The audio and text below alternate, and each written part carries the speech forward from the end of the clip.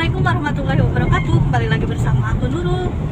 Gimana kabarnya teman-teman semua? Semoga selalu sehat, selalu mendapatkan ridho dan rahmat dari Allah Subhanahu wa Ta'ala. Amin. Dan juga selalu mendapatkan kebahagiaan dunia akhirat. Amin ya robbal alamin. Oke teman-teman, mohon maaf ya karena aku kurang sehat, jadi memang terlihat pucat. Dan juga selalu vlognya di mobil ya, karena kalau aku nggak kayak gini teman-teman, aku nggak akan mendapatkan recehnya. Jadi tetap saja walaupun aku sakit, tapi aku tetap ikhtiar dan juga harus tetap minum obatnya. Jangan terlalu kecapean gitu kan ya. Oke teman-teman, karena aku udah lama banget nggak nge-vlog ya, jadi kali ini vlognya aku ingin berbagi ilmu yang bermanfaat. Dan bermanfaatnya pakai banget teman-teman, karena ini bermanfaat untuk dunia dan juga di akhirat, semasa kita hidup dan juga sampai kita meninggal ya. Nah, apa sih isi vlognya ya? Setidaknya sebelum kita meninggal ya teman-teman, kita kan berharap ingin di dunia dan juga di akhirat mendapatkan rahmat dari Allah ya. Rahmat dari Allah itu adalah kasih sayang ya, kasih sayang dari Allah. Jadi kita semasa di dunia kita mendapatkan kecukupan, kita mendapatkan kebahagiaan, ketenangan, walaupun kita tidak perlu menjadi orang yang kaya raya, tapi kita merasakan cukup dan juga bahagia serta berkah gitu ya. Dan ketika kita sudah meninggal, kita selalu namanya itu baik gitu kan di dunia, dan juga kita di alam kuburnya mendapatkan kebahagiaan dan juga di akhirat mendapatkan kebahagiaan gitu teman-teman, dan juga mendapatkan kemuliaan. Nah, bekal yang harus kita lakukan saat di dunia ini ya, ada 7 teman-teman. Setidaknya kita lakukan 7. Apa itu? 7 surat yang harus kita hafal ya. 7 surat dalam Al-Quran yang harus kita hafal. Nggak banyak-banyak. Yang pertama yaitu adalah surat Al-Mulk. Dan ini hanya 30 ayat loh. Buat teman-teman semuanya, bisa kita hafalkan dalam sehari 1 ayat saja. Dalam sebulan kita bisa hafal 30 ayat. Jadi 1 surat ya teman-teman. Nah, sebetulnya untuk menghafal Al-Quran itu ya teman-teman, hanya cukup dengan kita sering membacanya. Dengan kita sering membacanya, kita akan teringat dalam kepala kita ya teman-teman. Nah, Al-Mulk ini keutamaannya adalah menambah rasa tawakal kita kepada Allah Subhanahu wa Ta'ala. Dan yang kedua, terhindar dari perbuatan maksiat ya. Kadang-kadang dalam hati kita tuh ya, yang namanya maksiat, kebanyakan yang tidak sadar itu adalah 1, gibah.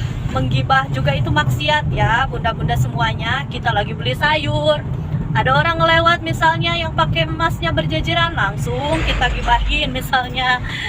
Nah, itu dosa yang kita tidak terasa gitu teman-teman. Nah, dengan kita sering membaca surat Al-Quran Al-Mulk, kemudian kita hafalkan, insya Allah teman-teman ya, kita akan terhindar dari dosa atau maksiat ya. Yang ketiga yaitu kita terhindar dari siksa kubur teman-teman semuanya ya. Yang paling kita takutkan itu ya ketika kita sudah dikubur ya, kita takut kita ditinggalkan. Dalam hadis, setelah kita dimakamkan ya teman-teman, yang mengantar kita ke makam pergi meninggalkan kita dalam 3 langkah, malaikat akan datang dan kemudian bertanya kepada kita. Nah, itu hal yang paling ditakutkan itu ya teman-teman, karena dalam riwayat itu kalau kita amalannya baik, maka malaikat yang datang kepada kita itu akan rupanya akan baik gitu ya, tidak membuat kita takut. Tapi kalau amalan kita buruk, maka malaikat yang datang kepada kita itu bertanya, mukanya dengan keadaan yang buruk ya teman-teman. Nah, maka dari itu kita baca surat Al-Mulk ini, sangat istimewa ya teman-teman. Dan kemudian dicatat beramal kebaikannya yang banyak pada malam itu.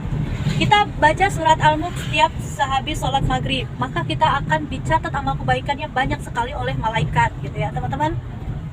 Dan kemudian yang kedua yaitu adalah menghafalkan Al-Quran surat Al-Kahfi ya teman-teman. Nah, keutamaannya apa sih surat Al-Kahfi? Surat Al-Kahfi ini terhindar dari fitnah Dajjal ya teman-teman.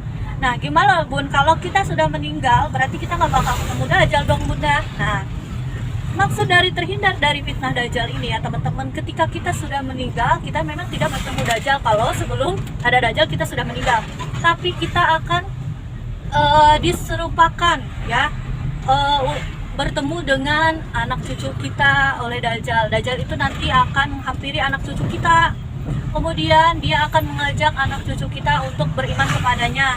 Nanti anak cucu kita akan diperlihatkan kita gitu ya, hidup kembali, padahal itu adalah tipu daya Dajjal teman-teman ya. Nah, kalau kita membaca surat Al-Kahfi ini, kita akan dijauhkan dari fitnah Dajjal. Nauzubillah min dzalik ya teman-teman semuanya. Kemudian keutamaan yang selanjutnya ya, surat Al-Kahfi keutamaannya adalah mendapatkan ridho dari Allah Subhanahu wa taala. Amin. Apapun ya teman-teman, kita dalam hidup di dunia ini ya, untuk beramal pasti kita itu karena ingin mendapatkan ridho dari Allah Subhanahu wa taala ya. Dengan kita bersedekah, kita inginnya karena Allah kan, supaya Allah ridho pada kita ya. Kemudian kita sholat juga, kita inginnya karena supaya Allah ridho pada kita ya kan teman-teman semuanya. Nah, berarti dengan kita ingin mendapatkan keridhaan dari Allah Subhanahu wa taala, kita banyak-banyaklah membaca surat Al-Kahfi. Makanya lebih baik itu dihafalkan ya teman-teman. Dan kemudian kita disinari cahaya kebaikan teman-teman kelak nanti di akhirat ya. Dan juga dijaga dari gangguan setan ya teman-teman.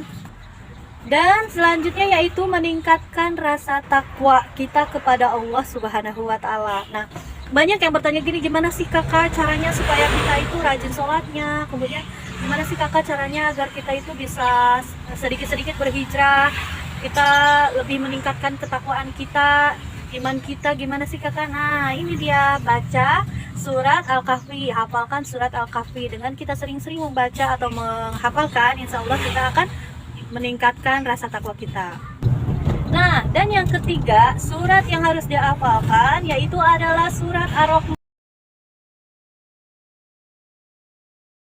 Keutamaan membaca surat Ar-Rahman yaitu mengingatkan buat lebih bersyukur ya teman-teman.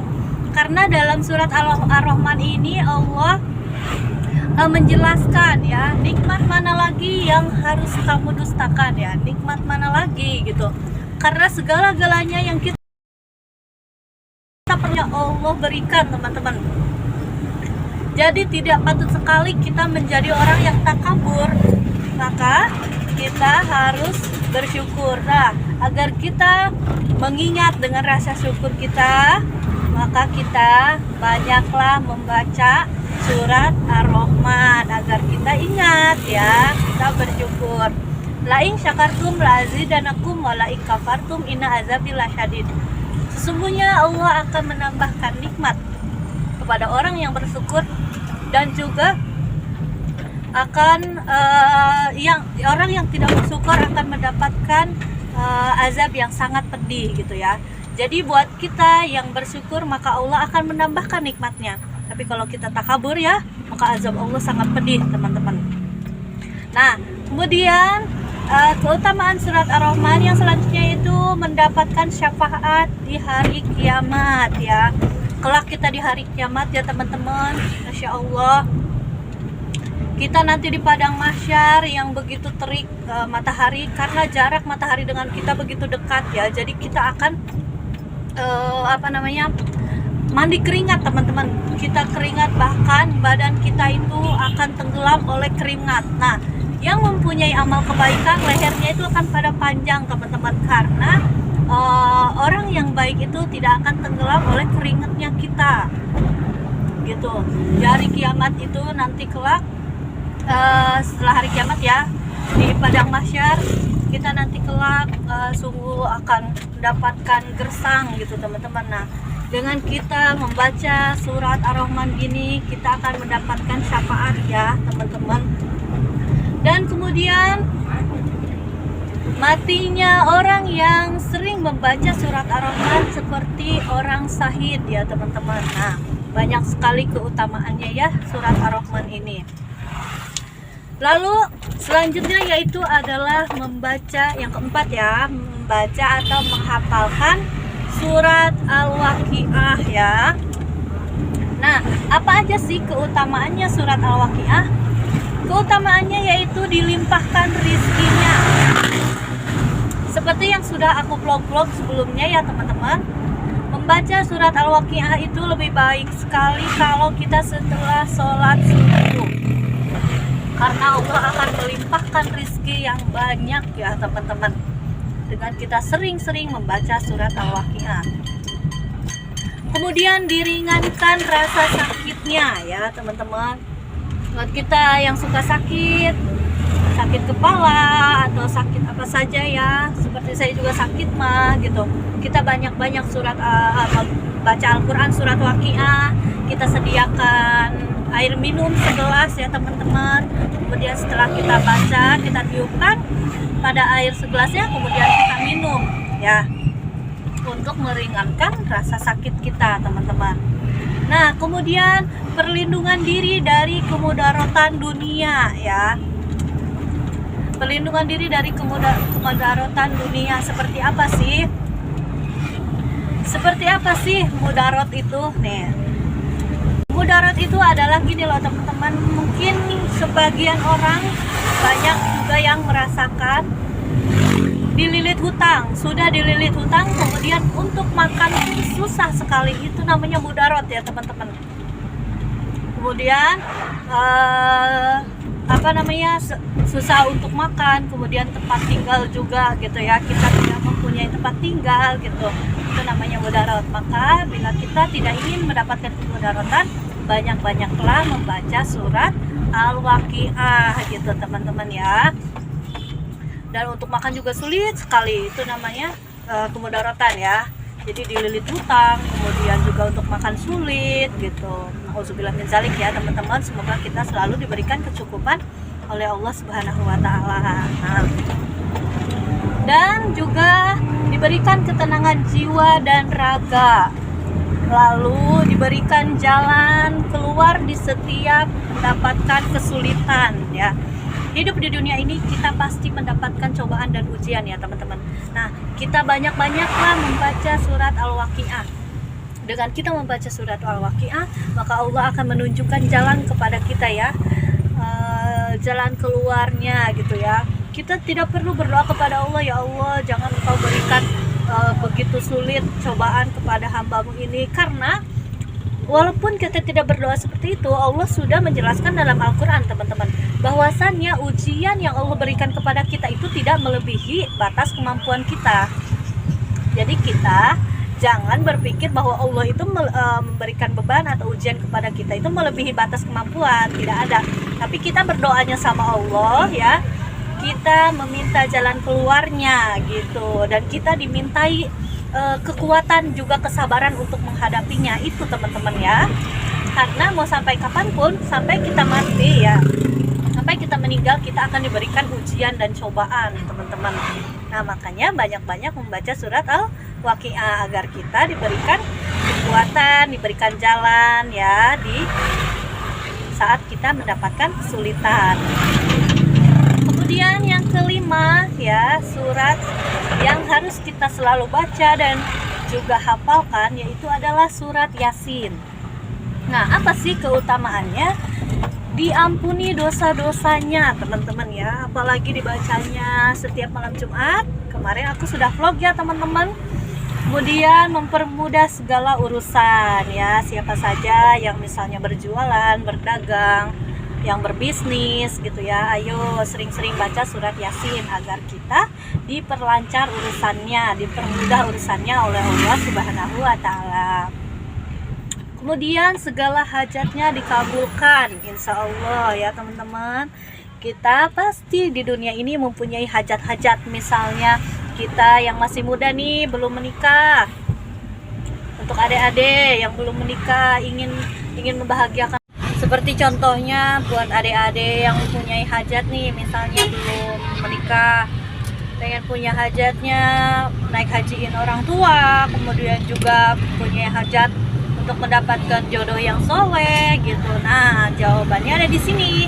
membaca, banyak-banyak membaca atau menghafalkan surat Al-Waqiah. Dan juga buat bunda-bunda banyak ingin mempunyai hajat, yang belum punya rumah, ingin punya hajatnya itu ingin punya rumah gitu ya. Jadi dengan kita banyak membaca surat Al-Waqiah, insya Allah hajat kita segera terkabul. Kemudian membaca Waqiah, surat Yasin ya teman-teman. Kemudian surat yang keenam ya yang kita hafalkan, yaitu surat Al-Baqarah 2 ayat terakhir ya teman-teman. Nih, Rasulullah Shallallahu Alaihi Wasallam bersabda, barang siapa yang membaca 2 ayat terakhir dari surat Al-Baqarah pada malam hari, maka ia akan diberi kecukupan. Hadis riwayat Bukhari Muslim ya teman-teman. Nah, kalau kita sebelum tidur nih baca dulu 2 ayat dalam surat Al-Baqarah ya, 2 ayat terakhir. Nah, yang ketujuh yaitu adalah surat As-Sajdah ya. Kemarin aku siaran langsung bertanya tentang jumlah ayat As-Sajdah, cuman sedikit kan teman-teman ya. Nah, Nabi tidak akan tidur sebelum beliau membaca surat As-Sajdah ya, dan surat Al-Mulk. Hadis riwayat Ahmad. Barang siapa yang merindukan surga dan sifatnya, bacalah surat Al-Waqiah. Dan barang siapa yang ingin melihat sifatnya neraka, bacalah surat As-Sajdah. Dan barang siapa atau orang yang ingin didoakan oleh malaikat, nah maka share vlog aku ini ke grup-grup yang kalian semua punya ya. Dan sesungguhnya Allah, para malaikat, penduduk langit dan bumi, sampai semut di sarangnya dan ikan-ikan di lautan turut mendoakan kebaikan untuk orang yang mengajarkan kebaikan kepada manusia. Hadis riwayat Tirmizi. Jadi kalau kita sudah mendapatkan ilmu, kita bagikan ya, semoga bermanfaat untuk kita semua gitu teman-teman. Jangan lupa untuk selalu like, comment, share, dan juga ajak teman-teman semuanya, keluarga atau saudara-saudaranya untuk subscribe YouTube aku. Oke teman-teman semuanya, makasih ya yang udah selalu nonton. Assalamualaikum warahmatullahi wabarakatuh.